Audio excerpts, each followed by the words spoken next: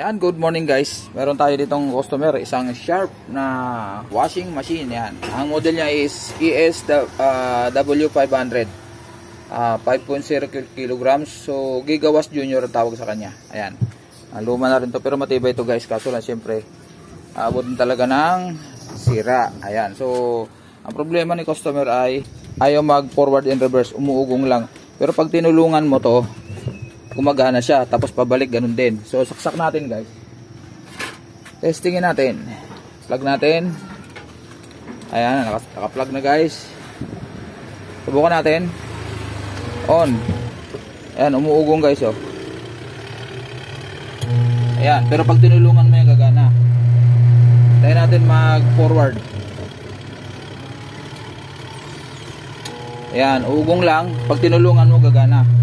So usually guys, ang problema nito ay pag timer naman tingin gumagana, ayan pero malamang to capacitor. So checkin natin guys. Ayan, so unplug syempre bago gumalaw, unplug muna. Ayan, so buksan natin guys to. Ayan, buksan natin sa likod. Standby. Ayan, babe, buksan natin.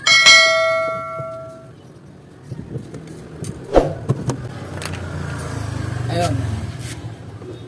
So guys, pansin nyo, kaya ayusin natin, itumba muna natin para makita natin ng maayos. So ang sisikapin muna natin is yung kanyang belt, okay naman. Although maluwag na yung kanyang ang kanyang pulley. Ayan. Pero wala tayong mahanap niyan. At maluwag din ang freewheeling naman yung motor. Pero dapat to magpalit na si customer ng ng belt. Ayan maluwag na masyado. Masyado nang malaki ang allowance. Ayan. Antayin lang natin si customer pero maluwag naman yung motor, freewheeling naman siya. So check upin natin yung kanyang capacitor. Ito yung wire ng capacitor. Ayun. Ayun ang capacitor guys. Makikita nyo guys, nakaangat na. Ito. Kita ba nakaangat na yung cover niya? So, check to sira. Pero titesterin natin guys. Ayan. Testerin natin yung kanyang capacitance kung okay pa. Tsaka lumobo na guys. Ayan, makita Ayan nakalubo na rito. Actually, pumutok na ng konti. So, automatic yan. Capacitor ang problema. Ang kanyang value ay 11 UF. So, ewan ko kung may stock ako na 11 UF dyan. Ayan guys, kita ba? 11 UF. Pero pwede na rito 10. 8 hanggang 10 pwede. Huwag na susobra. Kasi mapupersa yung motor. Okay, testerin pa rin natin para ma-check talaga natin kung talagang ang problema ay capacitor. Okay? Putulin natin to. Putulin natin yung strap. Yan. Discharge natin lagi ang kuryente ng capacitor kasi nag-i-store to ng kuryente. So ayan. Testerin pa rin natin para sure. Gamit tayo ng digital. Ayan, iko natin konti para makita. Ay, kita naman pala. So ayan, lagay natin sa UF. Ayan guys UF. Medyo malabo na yung aking LCD. Luman-luma ng aking tester. Ayan. Ayan. So testerin natin. Nasa UF na tayo. Ito, para mailapit ko sa inyo i-permis ko yung kabilang probe tapos dito natin lagay. So kita ba? Ayan, didikit ko yung kabilang probe, basahin natin kung ilan na reading. Wala na guys, wala na talaga, ayaw na. Angat natin. Ayan, wala na. Wala na siyang talaga. Wala nang power. Wala nang capacitance ang capacitor. Ayan. So kailangan natin magpalit.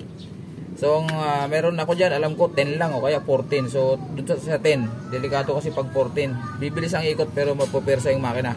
Okay. Wait lang.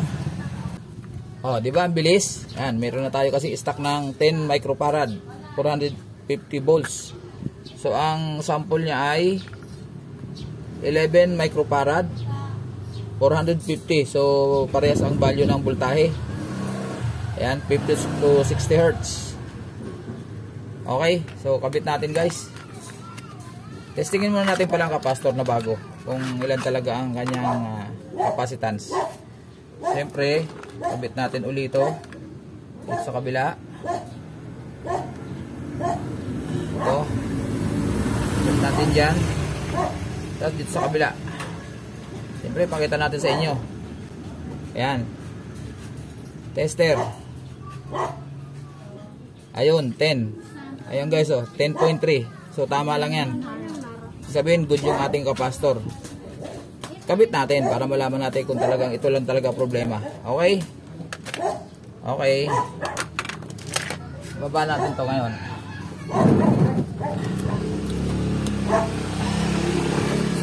Ilapit natin yung ating camera.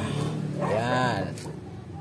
So guys, sa capacitor wala namang baliktaran to. Although may blue and red to, pero wala yung baliktaran.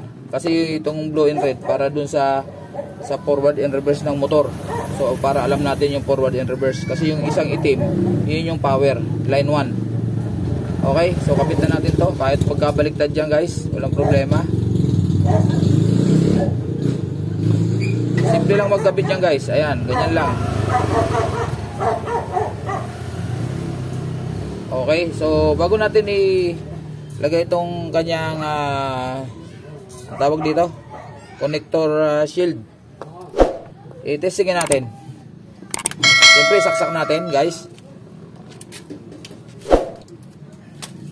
at kailangan makita nyo kung okay na. Okay, the moment of truth. Ayan, umikot agad guys. Ayan o. Hintayin natin ang reverse. Okay, walang problema. Nagipigilan ba? Malakas guys, malakas. Ayan. Ayan, magana na guys kagad. Okay, Sharp ES500 Gigawatt Junior, 5 kilograms. Okay, natutuwa na si customer kasi pumunta rito, nagmamadali, maglalaba raw misis niya. Galit pag hindi nagawa. Okay guys, takpan natin. Takpan natin. So guys di ba gumagana pa yung timer? Huwag nyo babalik, huwag nyo i-off to ng ganyan, ng manually. Bayaan nyo lang ng hugutin dito. I-unplug natin. Kung sakali naglalaba kayo, tingin nyo tapos na, gusto, may lakad kayo bigla, huwag nyo i-off to kasi nakakasira ng timer. Kasi kusa naman siyang babalik. Ito, i-unplug natin. Bayaan mo siyang tumakbo. Marinig yung tumutunog yan.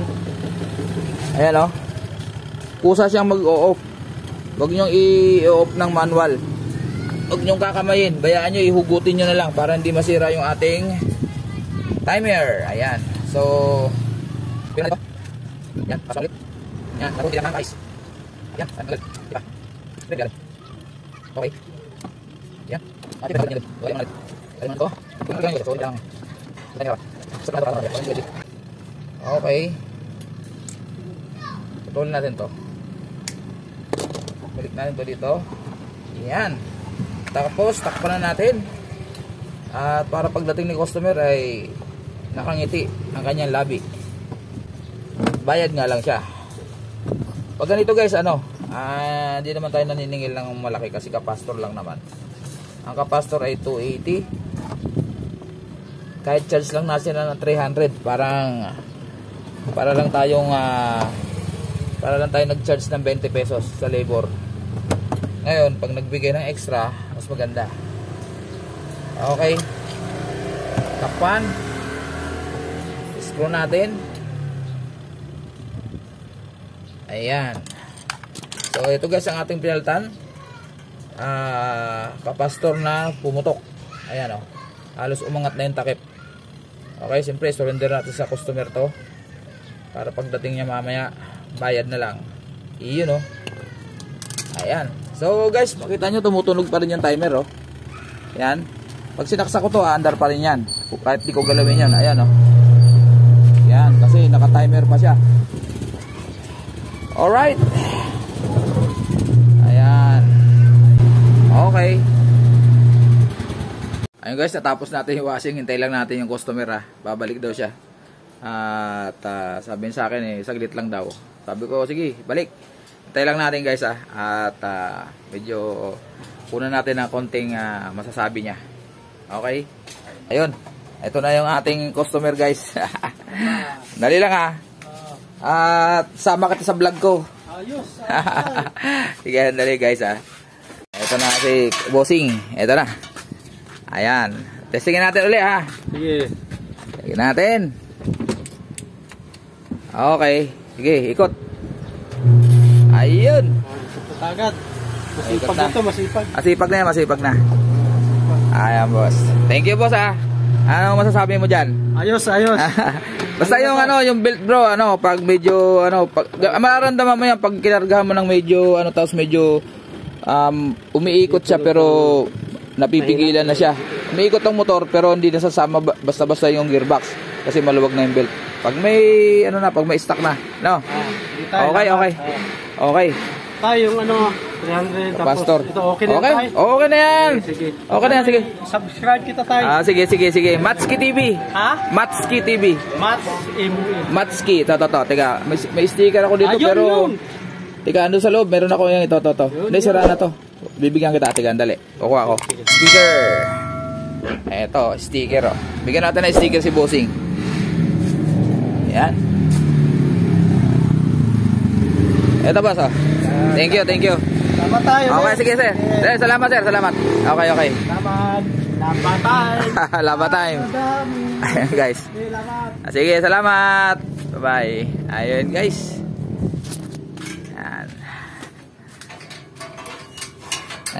May pandate na si Matski. Unang customer ngayong linggo. Ayan, maraming salamat. Bye-bye.